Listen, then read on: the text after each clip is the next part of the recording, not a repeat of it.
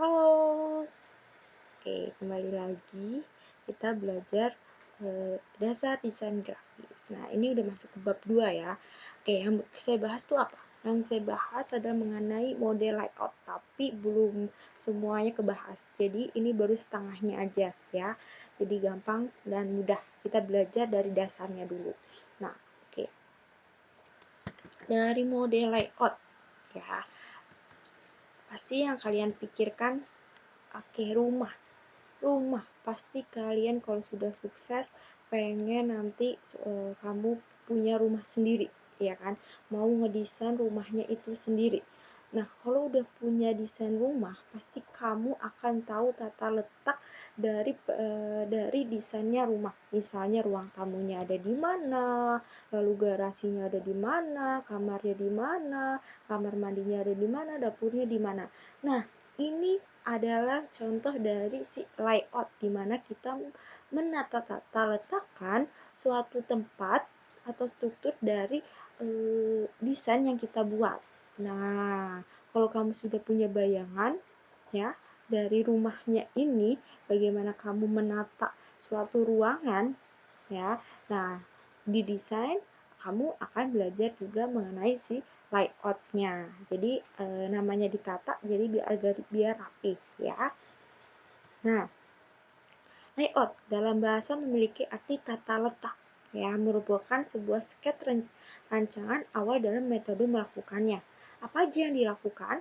Yang pertama adalah penataan ya, lalu kedua penyusunan, lalu yang ketiga penempatan. Nah, ini adalah contoh tata letak dari layout ya, dimana kamu bisa pilih atau metode-metode layoutnya, bentuknya seperti apa, penyusunannya, penataannya, dan penempatannya. Nah, biasanya ini dilakukan layoutnya kalau yang ini itu untuk layout dari suatu desain paper ya atau cetak.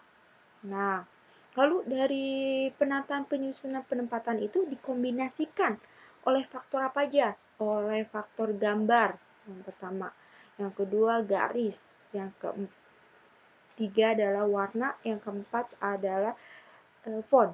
Nah, dari kombinasi keempat elemen ini akan terjadi sebuah desain yang layoutnya itu sangat bagus atau bisa dilihat atau diterjemahkan oleh si pembaca ya, atau bisa kita sampaikan oleh si pembaca bagaimana desain yang udah kita buat sesuai dengan layout dari tadi yang sudah kita bahas kayak gitu.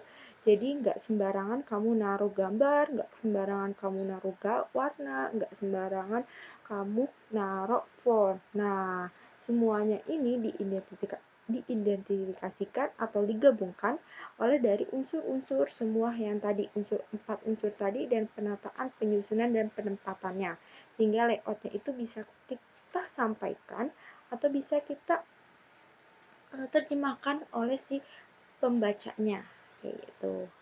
Itu contoh ya. Nah, sebelum kita masuk ke layout, nah ada konsep perancangan tata letak dari sebuah desain grafis.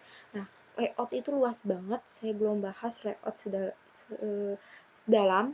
Nah, yang saya bahas mengenai perancangan tata letaknya ya. Di sini ada 3 tahapan.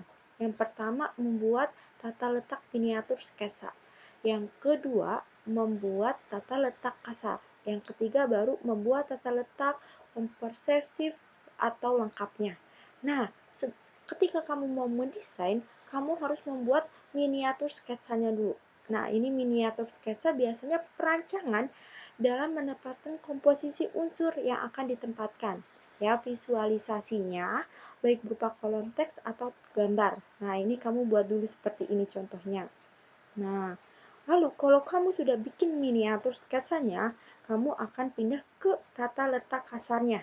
Nah, kamu udah buat nih tadi visualisasinya pakai garis ya kan, lalu ada lingkarannya, oh sudah jadi. Nah, lalu kamu masuk ke tata letak si kasarnya. Nah, di desain pembuatan tata letak kasarnya ini berupa perancangan yang sudah berwujud teks atau gambar dari aslinya ya.